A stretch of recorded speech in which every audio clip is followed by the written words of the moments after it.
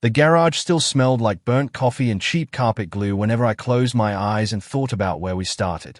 Sophia and I had nothing back then except 2 laptops, a whiteboard covered in half-erased ideas, and a stubborn belief that we could build something real. "You really think anyone's going to fund this?" I asked her one night, staring at our pitch deck like it was written in a foreign language. Sophia didn't even look up from her screen. "They will if you stop asking that question and start believing it yourself." That was Sophia. Steady, certain. Even when we were eating instant noodles for the 4th night in a row, she never once talked like we were going to fail. "I love you, you know that," I said, watching her type. She smiled without turning around. "I know. Now help me fix this slide before I lose my mind." Those were the good years. The years when we were just Daniel and Sophia, 2 people against the world, building something with our bare hands. I used to tell people I married my best friend. I meant it. Then the company took off. I remember the first time a reporter interviewed us and only asked Sophia the questions.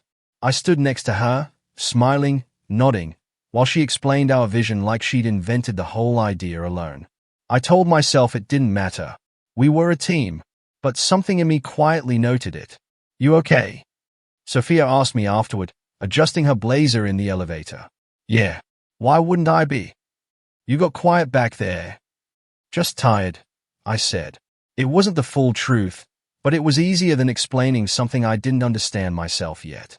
By the time Ethan was born, Sophia was already being called a visionary in industry articles. I was proud of her. I want to make that clear. I was proud. But pride and resentment can live in the same chest without you noticing which one is winning. "Daddy, watch!" Ethan yelled one evening, spinning in circles in the living room until he nearly knocked over a lamp. "Careful, buddy," I laughed, catching him before he hit the floor. Sophia walked in still in her work clothes, phone pressed to her ear, mouthing sorry as she disappeared into the hallway to finish a call. That was normal life for us. She ran a growing company. I ran, what, exactly? I used to ask myself that more than I'd like to admit. "Everything all right?" Ray asked me one afternoon at the office, catching me staring blankly at my monitor. "Yeah, fine," I said. "Just going over numbers." "You've been staring at the same spreadsheet for 20 minutes. I shut my laptop. "It's nothing, man. Drop it." Ray held up his hands. All right. Just checking on you." I didn't tell him the truth, that I'd walked into 3 meetings that week where people shook Sophia's hand first, called her the founder, and referred to me, if at all, as Sophia's husband. Not co-founder, not Daniel, just an extension of her name. At home, it wasn't much different. "Sophia Chen's husband, right? I loved your wife's talk at the summit," a neighbor said to me at a block party, practically glowing. "Yeah," I said, forcing a smile. "That's me." "You must be so proud of her." "I am," I said. And I was. But somewhere along the way, pride had started feeling like erasure. That night, after Ethan fell asleep, I sat across from Sophia at the kitchen table. "Do you ever feel like I disappeared?" I asked her. She looked up, confused. "What do you mean?" "I mean, at work, at parties, even here sometimes. It's always about you. Sophia this, Sophia that." Her jaw tightened. "Daniel, I built half of this with you. You know that." "Do people know that, though?" "Since when do you care what people think?" "Since I started feeling invisible in my own life," I said, my voice sharper than I intended. Sophia stared at me for a long moment. "I don't know what you want me to do. Shrink myself so you feel bigger." "That's not what I said." "It's what you meant." We didn't fight loudly. We never did. Sophia wasn't the type to raise her voice. She just got quiet, precise, cutting in a calm way that somehow hurt more than yelling ever could. I went to bed that night feeling smaller than I had in years, even though nothing had actually been taken from me. Not yet. A few weeks later, our company held a launch event for a new product line. Investors, press, employees, the whole room buzzing under string lights and expensive champagne. Sophia was pulled into interviews the second we walked in, leaving me standing near the bar with a drink I didn't really want. "You look like a man who'd rather be anywhere else," a voice said beside me. I turned and saw a woman in a deep red dress, smiling like she already knew something about me. That obvious, I said. Only to someone who's spent enough nights avoiding rooms like this, she said, extending her hand. Marissa Cole. Daniel Reyes. Oh, I know who you are, she said, her smile widening. Co-founder, though nobody in this room seems to remember that part. Something in her voice landed exactly where I was already bruised. You noticed that too, huh? I asked, half laughing, half serious. Hard not to, Marissa said, stepping a little closer. You built something incredible, Daniel. It's a shame nobody in this industry gives credit where it's due. For the first time in longer than I wanted to admit, someone was looking at me, not through me, not past me towards Sophia, but directly at me, like I mattered on my own. I should have walked away right then. I didn't. Marissa texted me 2 days after the launch event. Small talk at first, then something more. I can't stop thinking about our conversation, she wrote. You're a hard man to forget, Daniel Reyes. I stared at that message longer than I should have. Then I answered it. Coffee turned into lunch. Lunch turned into long phone calls after Sophia had gone to bed. I told myself it was harmless, 2 people talking, nothing more. But I knew, somewhere underneath the excuses, exactly what I was doing. You've been smiling at your phone a lot lately, Ray said one day, sliding into the chair across from my desk. It's nothing, I said, locking the screen. Daniel, I've known you 12 years. That's not a nothing smile. I sighed and set my phone down. There's someone. Marissa. She gets me, Ray. In a way I haven't felt in a long time. Ray's face went serious. You're married. You have a son. I know what I have, I snapped. Do you? He asked. Because from where I'm sitting, it looks like you're about to throw it away for someone who makes you feel good for an hour at lunch. It's not like that. It's exactly like that, Ray said. Sophia built a life with you. Don't let some woman who barely knows you convince you that life was never worth anything. I didn't answer him. I didn't want to hear it, even though some part of me knew he was right. The affair deepened anyway. Hotel rooms became normal. Lies became easier to tell than the truth. And every time guilt crept in, Marissa had a way of smoothing it over. You deserve to feel important, Daniel, she told me one night, her fingers tracing the edge of my jaw. Sophia had her turn. This is yours. I wanted to believe her so badly that I stopped asking questions. Sophia noticed the distance before she ever caught me in a lie. She always did. You're late again, she said one evening, not looking up from her laptop when I walked in. Work ran long. It always does lately. Her voice was flat, careful. Where were you really, Daniel? I told you. Work. She finally looked at me, and for a moment I saw something behind her eyes. Not anger, but exhaustion, like she'd already done the math and just needed me to confirm it. I'm not stupid, she said quietly. I know something's different. I just want you to be honest with me. There's nothing to be honest about. Then look me in the eyes and tell me that. I did. I lied straight to her face. Sophia studied me for a long moment, then nodded slowly, like she was filing the lie away instead of accepting it. Okay, she said, if that's how you want to do this.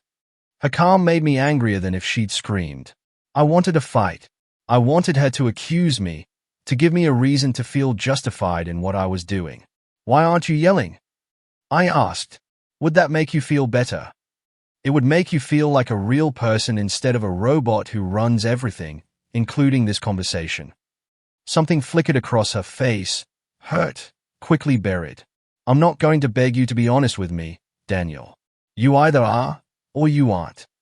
Maybe I'm tired of being the afterthought in my own house. Nobody made you an afterthought, she said.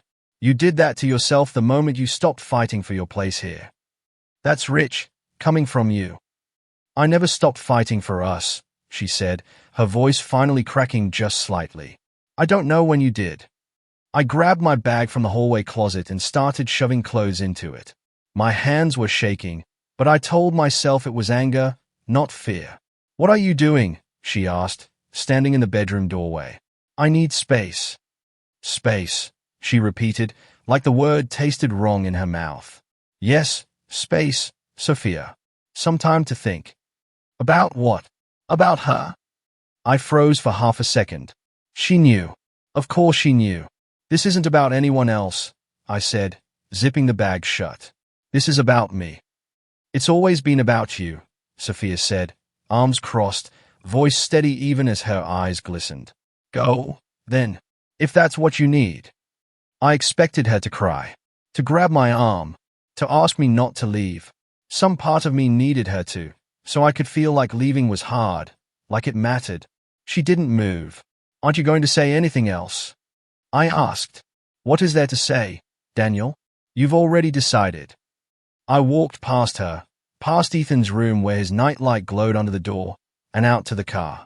I told myself I'd be back in a few days once she realized what she was about to lose. I sat in the driveway for a long moment, keys in my hand, waiting for the front door to open behind me, waiting for her to come running out, saying my name, telling me to stay. The porch light stayed on. The door stayed shut. I sat there until the silence made it impossible to pretend anymore. She wasn't coming after me. I moved into a rented apartment near downtown, the kind of place with bare walls and a mattress still wrapped in plastic. I told myself it was temporary. I told myself my phone would ring any day with Sophia's name on the screen, her voice cracking, asking me to come home. It never did. Still no word from her. Marissa asked, lying beside me on a Tuesday afternoon when I should have been at work. Nothing, I said. Not even about Ethan. That's not like her. Maybe she's finally realizing she doesn't need you to keep everything running smoothly, Marissa said, examining her nails like the comment cost her nothing. I sat up. What's that supposed to mean? Nothing. Relax, she said, but something in her tone had shifted lately. Less warmth. More distance. I called Sophia twice that week. Both times it went straight to voicemail. I texted her about seeing Ethan. She replied once, short and clinical. He's fine. We'll talk about visitation later. I have a lot to handle right now. A lot to handle. Like I was a scheduling conflict instead of her husband. The following week, the company hosted its quarterly investor mixer. I almost didn't go. Some part of me knew walking into that room would feel different now, but staying away felt like admitting I'd already lost my place there. I hadn't even made it to the bar when Grace Chen intercepted me, arms crossed, expression carved from stone. Daniel, she said, like my name was something bitter in her mouth. Grace, good to see you. Is it? She asked. Because from where I'm standing, you walked out on my sister and my nephew, and now you're here smiling at investors like nothing happened. That's not fair. Fair, Grace repeated, laughing without humor. You want to talk about fair? Sophia built this company while raising your son practically alone the last 2 years, and the second she needed you to actually be present, you ran off with some woman half this room is already gossiping about. Grace. She's restructuring the shares, Daniel, Grace said flatly. Did you know that? My stomach dropped. What are you talking about? Your equity clause. The one tied to active operational involvement. You haven't set foot in a real meeting in weeks.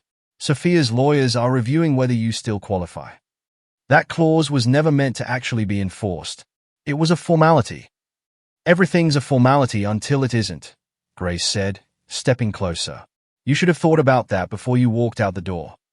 I scanned the room, searching for Sophia, needing to hear this from her directly instead of her sister's mouth. I found her near the stage, composed, laughing politely at something an investor said, looking every bit the woman who didn't need me standing beside her to be taken seriously. Standing next to her was Victor Hale. Daniel, Victor said when I approached, extending a hand with practiced ease. Good to see you. Sophia and I were just finalizing the Q3 partnership terms. Since when do you handle partnership terms? I asked. That had always been my role, my thing. Since about 3 weeks ago, Victor said, unbothered.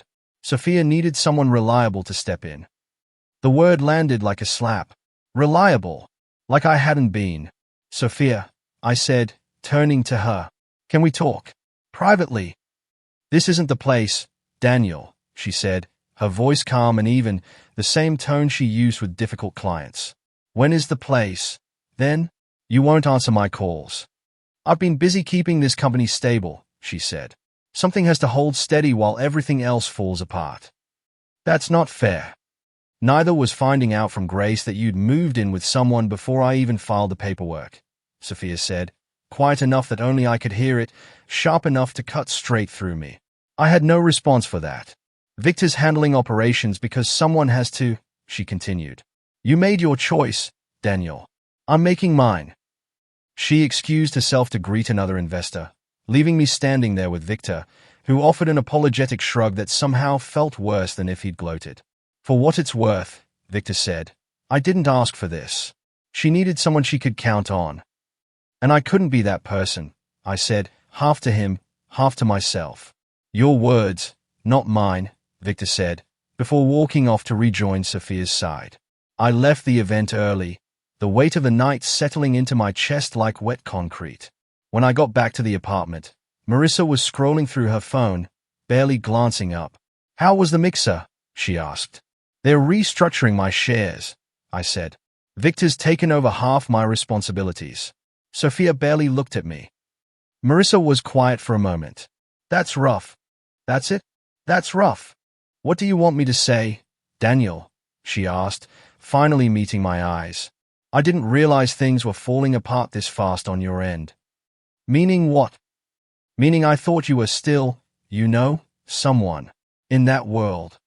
The sentence hit harder than she probably meant it to. Or maybe she meant it exactly that hard. I'm still someone, I said, though the words felt thinner than they used to. Sure, Marissa said, turning back to her phone. Of course you are. I sat on the edge of that unfamiliar bed for a long time afterward, staring at my reflection in the dark window glass. For the first time since I'd walked out that front door, a cold, uninvited thought crept in and refused to leave. What if Sophia didn't need me to come back at all? Chapter 4. The Papers. The envelope arrived on a Thursday, thick and official, my name printed in cold black letters. I knew what it was before I opened it. Some part of me had been waiting for it since the night I drove away. Divorce filing. Clean, precise, exactly like Sophia. Behind it, a second document. Equity buyout notice, citing Section 4.2 of the Founders Agreement. The clause requiring active operational involvement to retain ownership stake. I called the office before I even finished reading it. Daniel, Sophia answered, voice even. I assume you got the papers. Sophia, this buyout clause, I barely remember signing that. You signed it 4 years ago, during the Series B round. Whitfield insisted on it.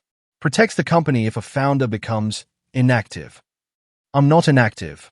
I'm going through something. You've missed 6 board meetings, Daniel. Victor's absorbed your responsibilities without a single complaint from the team. That's not going through something. That's absence. So that's it? You're just going to cut me out?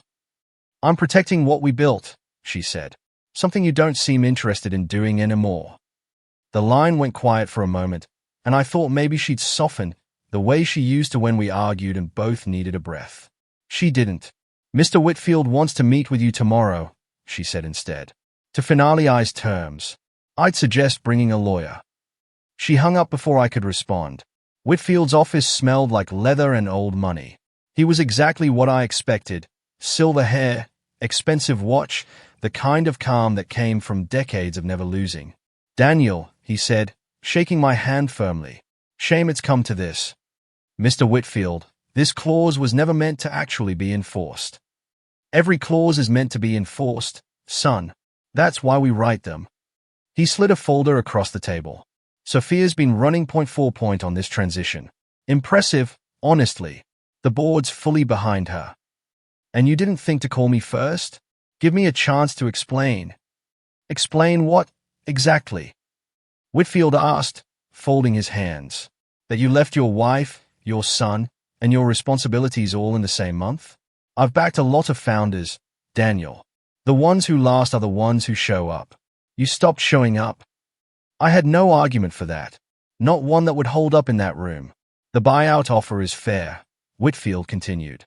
More than fair, considering the circumstances. I'd take it before the board decides to make it less generous. I signed the papers. What else was there to do? That weekend, I drove to the house, my house, or what used to be, hoping to see Ethan. Sophia met me at the door instead of letting me in.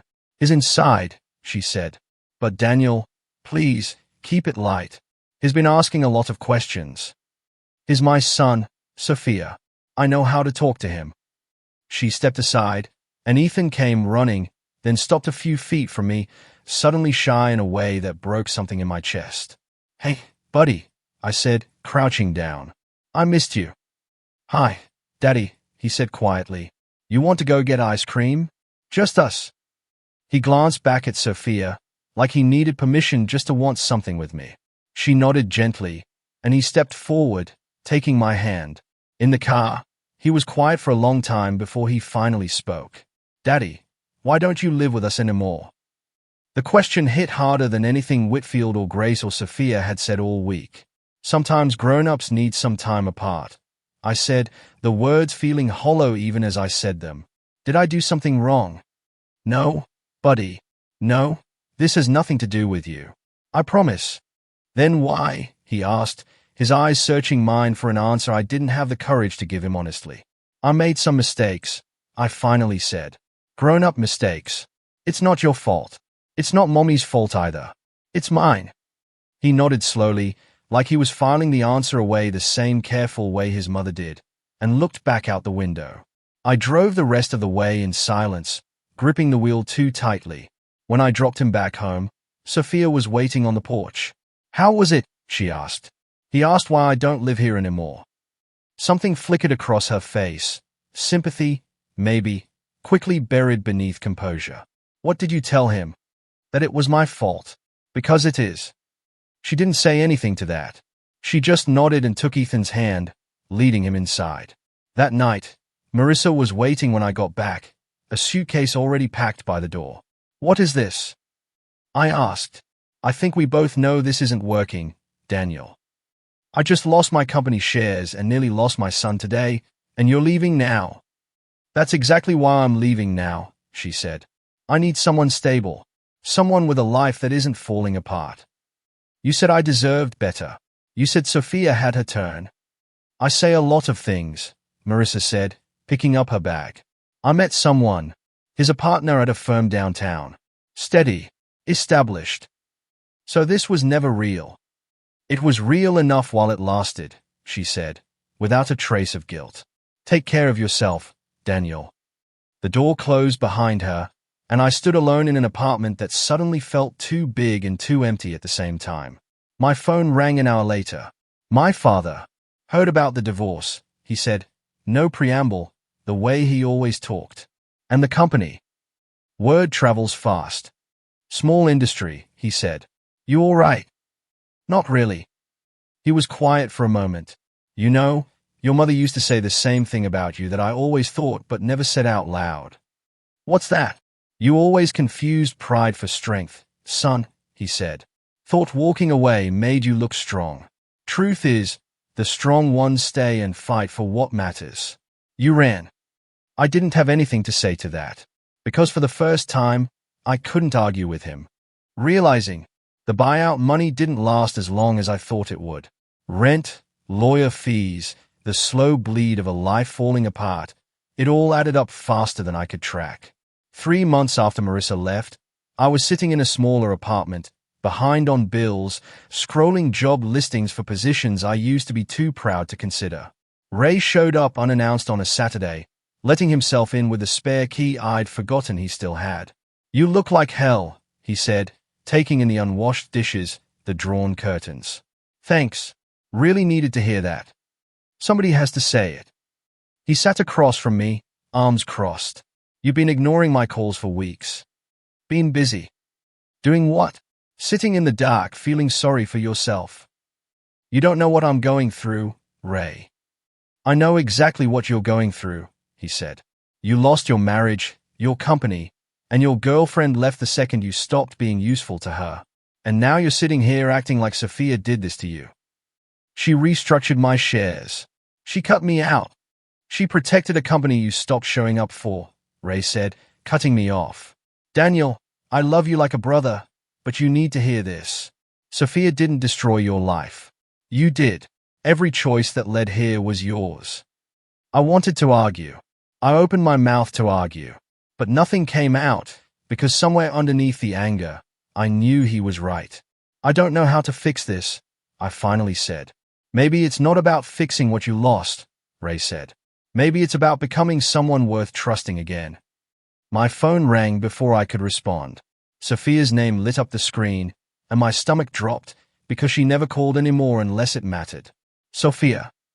Daniel, it's Ethan, she said, her voice tight, controlled panic barely held together. He fell at school, hit his head. They're taking him to Mercy General. I'm heading there now. I'm coming, I said, already grabbing my keys. I broke every speed limit getting there. The waiting room was too bright, too sterile, the kind of place that makes minutes feel like hours. Sophia was already there when I arrived, standing near the window, arms wrapped around herself. How is he? I asked, breathless. They're checking him now. They said it looks like a mild concussion, but they are running scans to be sure. What happened? He fell off the monkey bars at recess, hit his head on the pavement. Her voice cracked slightly on the last word, the first real crack I'd seen in her composure in months. A nurse approached, clipboard in hand. Are you Ethan's parents? Yes, we both said at once. I'm Nurse Dana, she said. He's stable, a little dazed, but talking and asking for you both. The doctor wants to keep him a few hours for observation, but it looks like he'll be fine. Relief hit me so hard my knees nearly buckled. Can we see him? One at a time for now, but soon, Dana said. He's been asking for his mom and dad. Sophia went in first. I sat in the hard plastic chair, elbows on my knees, replaying every version of my life where I'd been the kind of father who wouldn't have needed a phone call to know something was wrong. When Sophia came back out, she sat beside me instead of across from me, which felt like something. He's asking for you now, she said. I went in, saw my son small and pale against the hospital sheets, a bandage taped above his eyebrow. Hey, buddy. Daddy, he said, voice groggy. I fell. I know. You gave us a scare. Are you and Mommy okay? He asked, the question so simple and so devastating at once. We're okay, buddy. We're both right here. He drifted back to sleep a few minutes later, exhausted from the day. I stepped back out to the waiting room, where Sophia was staring at the vending machine like it held answers to something bigger than snacks. He's asleep, I said, sitting down. Good. He needs it. We sat in silence for a while, the kind of silence that used to feel comfortable between us, back before everything. Sophia, can I ask you something? Depends on what it is. Did you ever think about fighting for us? Before the divorce papers? She turned to look at me, something raw finally breaking through the composure she'd worn like armor for months. I waited, Daniel. 4 weeks. Every night, I told myself you'd call, you'd show up at the door, you'd fight for this family. I kept a version of hope alive way longer than I probably should have. I didn't know that. You never asked, she said. You were so busy feeling sorry for yourself, so wrapped up in feeling small next to me, that you never once stopped to ask what I needed. I didn't want you to compete with me, Daniel. I wanted you to stand beside me. There's a difference. I know that now. Knowing it now doesn't undo the months I spent waiting for a man who never came, she said, not cruelly, just honestly, which somehow hurt worse. I'm not asking you to undo anything, I said. I'm not even asking for us back. I want to understand what I threw away. I want to be someone Ethan can actually count on. Not because it wins me anything with you. Just because he deserves that. Sophia studied me for a long moment, like she was trying to decide if the man in front of her was different from the one who'd walked out that door. That's the first thing you've said in months that sounds like the man I married, she said quietly. I mean it, Sophia. I'm not chasing what I lost anymore. I just want to earn something real. Slowly. However long it takes. Talk is easy, Daniel. Then I'll show you instead, I said. Starting with showing up. Every visitation, every school event, every moment Ethan needs me. No excuses this time. She didn't promise me anything. She didn't need to. She just nodded once, a small, careful nod, and for the first time since I'd packed that bag and walked out the front door, it felt like a door had opened again, not to my old life, but maybe to a better one. Nurse Dana came back a few minutes later to tell us Ethan was awake and asking for ice cream, of all things, and Sophia actually laughed, a small, tired laugh, but real. Some things never change, she said. No, I agreed, standing to head back into the room with her. But some things can. 6 months after that night in the hospital, my life looked nothing like it used to, and for the first time in a long time, that felt like a good thing. I took a job managing operations at a mid-sized logistics company. Nothing glamorous, nothing with my name on the door. But I showed up every day, did the work, and went home without chasing anyone's approval.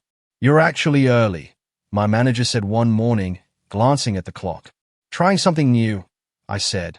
Being reliable. Keep it up. I like reliable. Ethan and I had a routine now, Tuesdays and every other weekend, plus anything school-related I could make it to. No excuses, no last-minute cancellations. I learned the names of his teachers, his best friend, his favorite dinosaur, which changed roughly every 2 weeks. Dad, guess what? Ethan said one Tuesday, swinging his backpack as we walked to the car. What's up, buddy? I got a gold star in reading. That's huge. We're celebrating. Ice cream. Always ice cream, he laughed, and something about that laugh, easy and unguarded, made my chest ache in the best way. Ray and I still met up most Fridays, though our conversations had changed shape. You seem different lately, Ray said, sliding into the booth across from me at our usual diner. Different how? Lighter, maybe. Less like a guy trying to prove something. Because I'm not trying to prove anything anymore, I said. Not to Sophia, not to investors, not even to myself, really. I'm just trying to be someone Ethan can count on. That's the first time I've heard you talk about any of this without sounding bitter. Bitterness gets exhausting after a while, I said. Took me long enough to figure that out. Ray raised his coffee cup slightly. To growth. Slow as it was. To growth, I agreed. I saw the news about Sophia's company on my phone during lunch one afternoon. A major funding round closed, a new product line launching in 3 countries, her face on the cover of a business magazine under a headline about resilience and vision. A year ago, that headline would have gutted me. I would have seen it as proof of everything I'd lost, everything I'd been erased from. Instead, I felt something unexpected, pride. Real, uncomplicated pride, the kind you feel for someone you genuinely respect. I texted her, saw the news. Congratulations, Sophia. You earned every bit of that. Her reply came an hour later. Thank you, Daniel. That means more than you'd think. Small progress, but progress. The real test came at Ethan's school in early spring, a parent showcase night, the kind of event where kids present projects to a room full of proud, slightly overdressed adults. Ethan had been talking about his volcano project for 2 weeks straight. I got there early, nervous in a way that had nothing to do with public speaking and everything to do with seeing Sophia in a room that used to belong to both of us as a family, back when that word still meant something simple. She arrived a few minutes later, spotting me near Ethan's table. Hey, she said, a little cautious, the way people are when old wounds have mostly healed but not entirely. Hey, has been talking about this volcano for 2 weeks. Only 2? He's been talking about it at my house for a month. We both laughed, and it felt easy, which surprised me. Congratulations again, I said. On the funding round, I meant that. I know you did, she said. That's different from how you used to say things like that.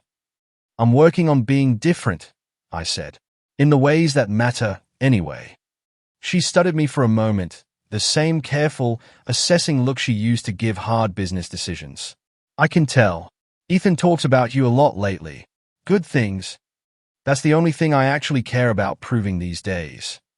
Ethan spotted us both and came running over, dragging us each by a hand toward his volcano, which was, in fact, leaking a modest amount of baking soda lava onto the table. Mom, Dad, watch, he said, practically vibrating with excitement. We stood there together, side by side, not as a couple trying to salvage something broken, but as 2 parents who'd found their way back to something steady. Sophia clapped when the volcano erupted. I ruffled Ethan's hair and told him it was the best one in the room, which it probably wasn't, but it didn't matter.